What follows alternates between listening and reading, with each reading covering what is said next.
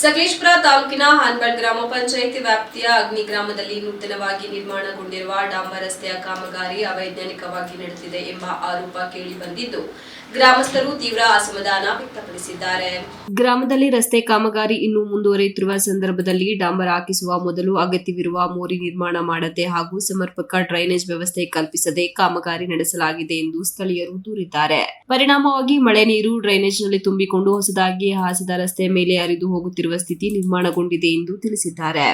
ಈ ರಸ್ತೆಯ ನಿರ್ಮಾಣಕ್ಕಾಗಿ ಹಲವು ವರ್ಷಗಳಿಂದ ಗ್ರಾಮಸ್ಥರು ಹೋರಾಟ ನಡೆಸಿದ್ದು ಬಳಿಕ ಶಾಸಕರ ಗಮನಕ್ಕೆ ತಂದ ನಂತರ ಅಭಿವೃದ್ಧಿ ಕಾರ್ಯ ಆರಂಭಗೊಂಡಿತ್ತು. ಆದರೆ ಅಧಿಕಾರಿಗಳು ಹಾಗೂ ಗುತ್ತಿಗೆದಾರರು ಅಗತ್ಯವಿರುವ ಸ್ಥಳಗಳಲ್ಲಿ ಮೋರಿ ಮತ್ತು ಸಮರ್ಪಕ ನೀರು ಹರಿವಿನ ವ್ಯವಸ್ಥೆ ಮಾಡದೆ ಕಾಮಗಾರಿ ನಡೆದಿರುವುದು ರಸ್ತೆ ದೀರ್ಘಕಾಲಿಕತೆಗೆ ಧಕ್ಕೆಯಾಗಲಿದೆ ಎಂಬ ಆತಂಕ ವ್ಯಕ್ತವಾಗಿದೆ. ಇದೇ ವೇಳೆ ಪಕ್ಕದ ತೋಟದ ಮಾಲೀಕರಾದ ಕಾರ್ತಿಕ್ ರವರು ಮೋರಿಯಿಂದ ಹರಿದು ಬರುವ ನೀರು ಡ್ರೈನೇಜ್ ಮೂಲಕ ಸರ್ಕಾರಿ ಜಮೀನಿಗೆ ಹೋಗದಂತೆ ಅಡ್ಡಲಾಗಿ ಕಲ್ಲು ಮತ್ತು ಮಣ್ಣು ಹಾಕಿರುವುದರಿಂದ ಸಮಸ್ಯೆ ಮತ್ತಷ್ಟು ಗಂಭೀರವಾಗಿದೆ ಎಂದು ಗ್ರಾಮಸ್ಥರು ತಿಳಿಸಿದ್ದಾರೆ. ಈ ಬಗ್ಗೆ ಗ್ರಾಮ ಪಂಚಾಯಿತಿ ಅಭಿವೃದ್ಧಿ ಅಧಿಕಾರಿಗಳಿಗೆ ಮನವಿ ಸಲ್ಲಿಸಿದ್ದರೂ ಇದುವರೆಗೆ ಸ್ಥಳ ಪರಿಶೀಲನೆ ನಡೆಸಿಲ್ಲ ಎಂಬ ಆರೋಪ ಕೇಳಿಬಂದಿದೆ.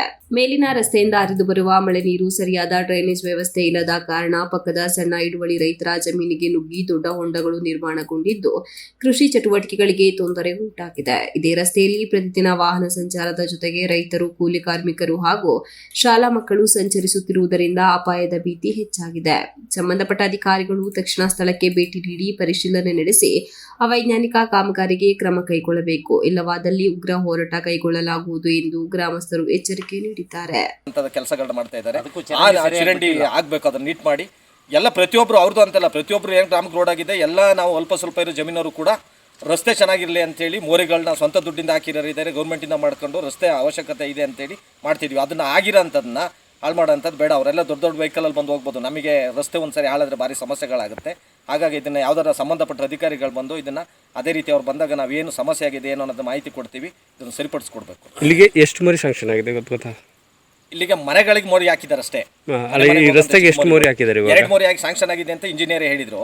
ಮತ್ತೆ ಅದ್ರ ಬಗ್ಗೆ ನಮಗೆ ಮಾಡಿಲ್ಲ. ಇಲ್ಲಿ ಎಸ್ಟಿಮೇಟ್ ಟೈಪ್ ಎಲ್ಲ ನಮ್ಮ ಹತ್ರ ಇರಿಸಿದ್ದಾರೆ. ಅಲ್ಲಿಂದ ಇಲ್ಲಿವರೆಗೆ ಎಷ್ಟು ಮೋರಿ ಹಾಕಿದ್ದಾರೆ ಸರ್? ಇವಾಗ ಟೋಟಲ್ ಹೊಸ ಮೋರಿಗಳನ್ನು ಒಂದು ಕೂಡ ಮಾಡಿಲ್ಲ. ಏನು ಇವರು 1 ಕಿಲೋಮೀಟರ್ 1.5 ಕಿಲೋಮೀಟರ್ ಮಾಡಿದ್ದಾರೆ, ಹೊಸ ಮೋರಿಗಳು ಯಾವುದೂ ಹಾಕಿಲ್ಲ. ಇಲ್ಲಿ ಒಂದು ಹೊಸದಾಗಿ ಹಾಕ್ಬೇಕು ಅಂತ ನಾವು ಹೇಳಿದ್ದು. ಅವೈಜ್ಞಾನಿಕವಾಗಿ ಮಾಡಿದ್ದಾರೆ. ಇದು ಇಲ್ಲಿ ಏನ್ ನಮಗೆ ಮುನ್ನೂರು ಮಾಡಿದ್ದಾರೆ ಅಂತ ಹೇಳಿ ಹೇಳೋಣ. ಆದ್ರೆ ಚಿರಂಡಿನೇ ಇಲ್ಲ, ಮೋರಿನೇ ಇಲ್ಲ ಅಂತಾದಾಗ 300 ಇಂಚು ಮಳೆ ಹೊಡೆಯುವಾಗ ರೋಡು ಉಳಿಯುತ್ತೆ. 3 ಕಿಲೋಮೀಟರ್ ನೀರು ಅಂದ್ರೆ ಹೆಚ್ಚು ಕಮ್ಮಿ ಒಂದು ಹೊಳೆ ಬಂದಂಗೆ ಬರ್ತಾ ಇರುತ್ತೆ ನೀರು. ಇಲ್ಲಿ ನಮ್ಮಲ್ಲಿ 15-20 ಇಂಚು ಮಳೆ ಆಗೋ ಸಾಧ್ಯತೆನೂ ಇದೆ ಕೆಲವು ವರ್ಷಗಳಲ್ಲಿ. ಹಾಗಾಗಿ ರೋಡ್ ಉಳಿಬೇಕು ಅಂದ್ರೆ ಇಲ್ಲಿ ಮೋಡಿ ಅಗತ್ಯ ಇದೆ. ದಿವಸಕ್ಕೆ 24 ಅವರಿಗೆ ಅಷ್ಟು ಮಳೆ ಬೀಳುತ್ತೆ. ಹಾಗಾಗಿ ಇದು ಮೋರಿನ ಅದು ಕೂಡ ಸಂಬಂಧಪಟ್ಟವ್ರು ಬಂದು ನಮಗೆ ರಸ್ತೆ ಮತ್ತು ಇದಕ್ಕೆ ಕೃಷಿಗೆ ಅನುಕೂಲ ಆಗಂಗೆ ಮಾಡಿಕೊಡ್ಬೇಕು. ನಿಮ್ಮ ಹೆಸರು? ಸುಧೀಂದ್ರ ಅಂತ, ಈ ಸಂದರ್ಭದಲ್ಲಿ ಸ್ಥಳೀಯ ಮುಖಂಡರಾದ ತಮ್ಮಣ್ಣಗೌಡ ಹಾಗೂ ಗ್ರಾಮಸ್ಥರಾದ ಶಶಿಧರ್, ಸುಧೀಂದ್ರ, ಮದನ್ ಕುಮಾರ್, ಕವಿತಾ, ಪುಟ್ಟಸ್ವಾಮಿ, ಶಿವರಾಜ್, ಜಯಪ್ಪ ಆಚಾರ್, ಲೋಕೇಶ್, ವೆಂಕಟೇಶ್ ಸೇರಿದಂತೆ ಇತರರು ಉಪಸ್ಥಿತರಿದ್ದರು. MB Umesh, TV 46 news Kannada, Sakleshpur. You are watching TV 46 News Kannada.